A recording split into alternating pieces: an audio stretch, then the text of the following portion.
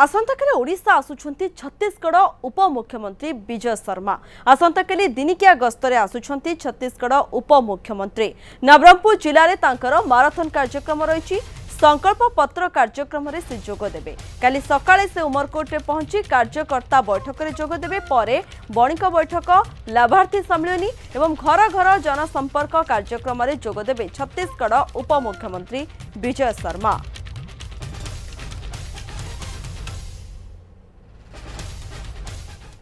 आसंता काली नवरंगपुर पार्लियामेंटर उमरकोट को छत्तीसगढ़ माननीय उपमुख्यमंत्री श्री विजय शर्मा गस्त अच्छी। प्रधानमंत्री माननीय नरेंद्र मोदी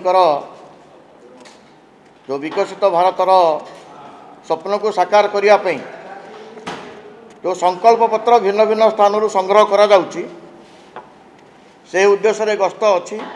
बिजनेस मानकर बैठक 11:30 रे करिवे।